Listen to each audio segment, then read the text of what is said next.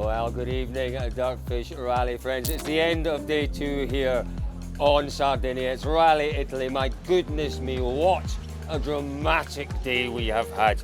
David Evans, the question is, where do we start?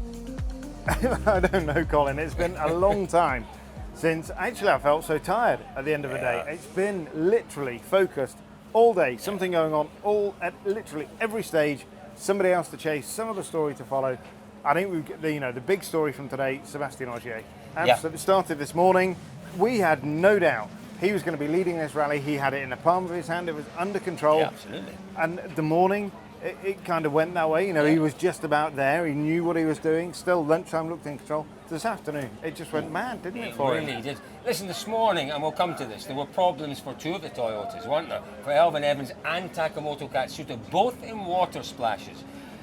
So when they came in at lunchtime, Ogier had a good lead, 18 seconds over Esa-Pekka Lappi. I think Thierry Neuville was a further 24 seconds, another 6 seconds, 24 behind in total. Ogier knew about the jeopardy in the water splashes. He went out in the afternoon. Yes, it was wet. Yes, it was difficult. First stage, David, what does he do? Into the water splash a little bit too quickly, and the bonnet explodes. And from then on, it was a battle and a fight for Ogier. It totally was, and Jari Matti said there, we talked to Jari Matti Lavela, team principal, and he said he was really surprised at Sebastian because Seb is somebody who learns. Right. He sees what's going on around him and he takes it, he's like a sponge, isn't he? Even at this end of his career, nothing gets past him. He knows he might need that bit of information, he takes it in, he stores it.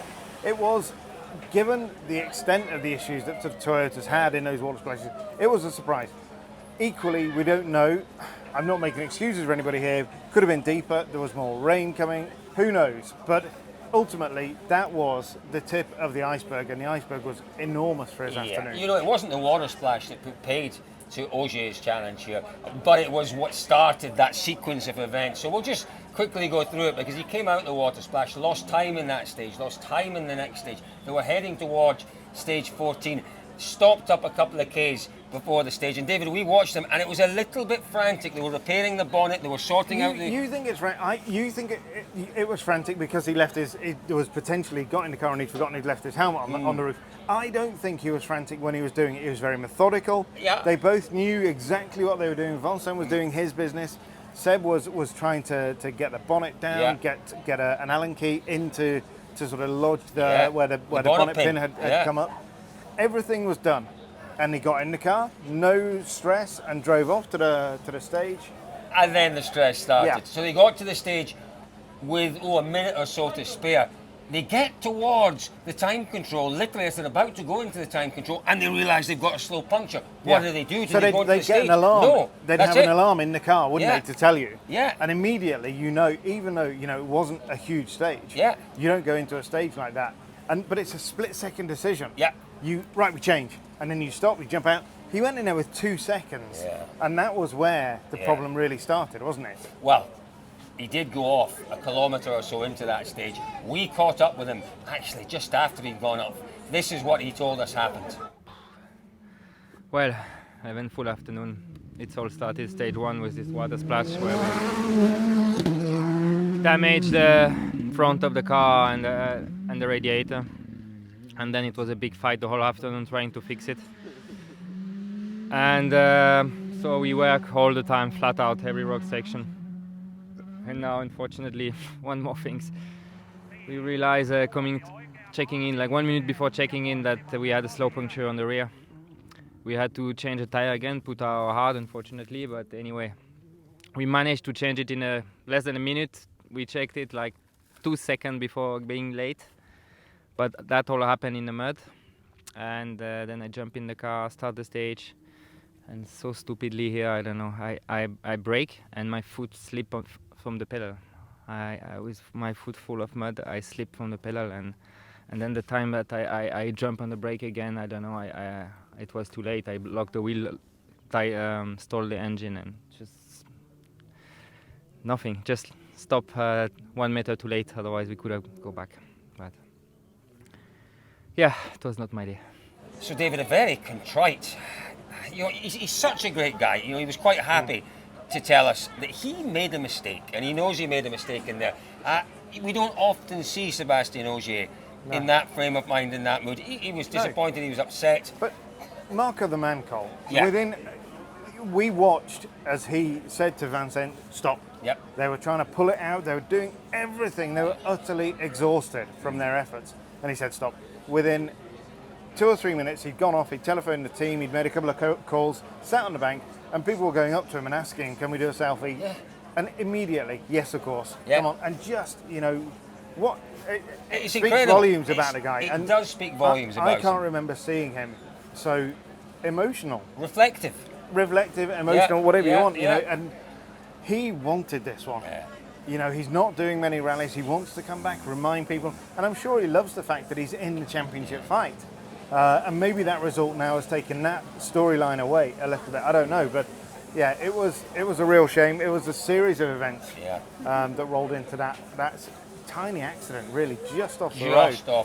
Just off the road. But as he explained there, just one of those freak things that does occasionally happen. So that was the story of Sebastian Ogier today. What did that mean? It meant that we had 2 Hyundais at the head of the field. Now, don't forget, Esa-Pekka Lappi started 3 minutes after Ogier. Ogier went off after a kilometre. So before Lappi took to the stage, he knew Ogier was off. He knew the fight was gone from this rally. He also knew at that point there was no point in him battling his teammate, because at the end of the day, they were going to swap positions. So, Esa-Pekka Lappi, who was brilliant and has been brilliant all weekend, David, at that point he knew, no, I've just got to bring this car home now. And he's done a great job. An absolutely great job. The consummate team player right now. It's a shame. It would have been great to see a fight. It's unrealistic to think that we would have seen a fight, particularly in those conditions. Yeah. We saw on that road, people could barely stand up in places when they were trying to pull Ogier's car back. We were standing way up the bank. It was impossible almost to try and get traction to pull the thing out. So, no, it was tricky, and he just did exactly the right thing, exactly what the team wanted. The team told him to do. We caught up with Esa-Pekka just a few moments ago. This is what he told us. Challenging for us in the end, because of the conditions. But yeah, it was good. It was good in the end. In the morning we lost some time to Seb, and again in the afternoon we managed to start to gain it back. And now with the 2 cars, so we managed to keep good pressure on him. And then I don't know, was it affected at all? But at least we want to think like we wanted to stay on the fight, and then happened what happened. So good day for the team. Yeah, what a gentleman, what a team player Esa-Pekka Lappi is. Let's not take anything away from Thierry Neuville. He won 3 out of the 4 stages this morning. He was very fast yesterday afternoon. He was really neat and tidy this afternoon as well. Who's to say he wouldn't have taken the lead anyway? But it's quite clear, David, we all know the situation here. Neuville has just pulled himself back into contention here, and then all of a sudden he's leading the rally with a 20-second lead almost? Yeah, well, more than that. 20, what is He's it? nearly 40 seconds. Oh, gee whiz. It's almost a done deal, but Thierry now just has to bring it home tomorrow,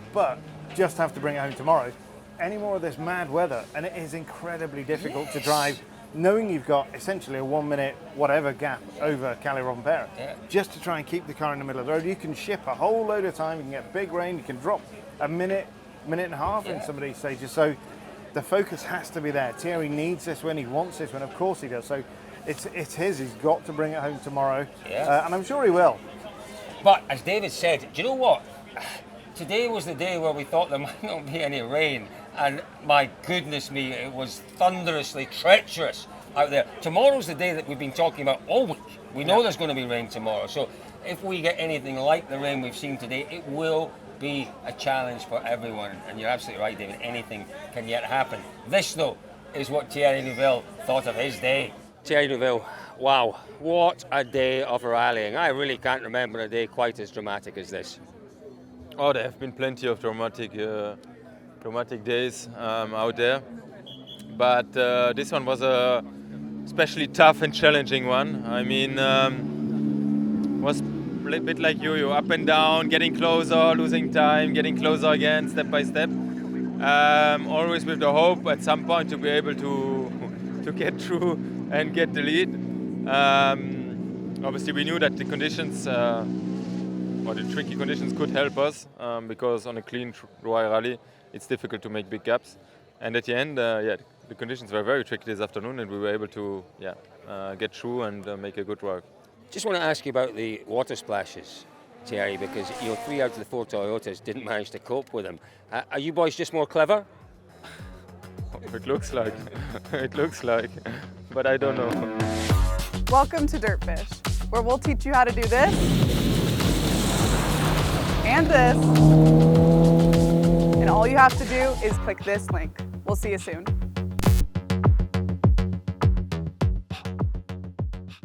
Oh my goodness me, well the story of the day has been water. Water coming out of the sky, water running off the hills, water gathering in the water splashes, and yes, Toyota, they've got something to look at there. 3 of their 4 cars, David, with problems, but Oyt Tanak also had an issue out there, didn't he, with the water splash? Yeah, he did a different kind of issue. We saw that the Oyt's issue was more of an electrical-based problem. So yeah, another really tricky day. With Lube obviously gone as well. Neither of the Rally 1 cars making the end. But the absolute silver lining to a very cloudy day all around, but particularly over M Sport, is the performance of Adrian Formeau in the Fiesta Rally 2. That's been, for me, one of his strongest days. For the car, we spoke to Mikkelsen this evening. You know, we talked blah, blah, blah, all about the Skoda. It's the car, the most amazing Rally 2 car, the groundbreaking car, the new benchmark. Well, 20-odd thousand kilometres of testing to develop it. Exactly, and the Fiesta and Formeau, they've blown it out of a lot of water today. They really have, they really have. That was very good, David. Blown it out of a whole lot of water. Been planning that one. Yeah.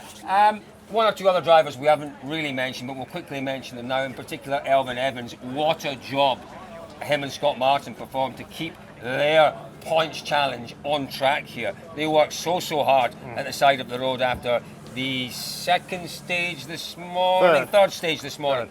David, tough for Elfyn, coming back after the enormous crash in Portugal, dealing with the challenge today exceptionally well.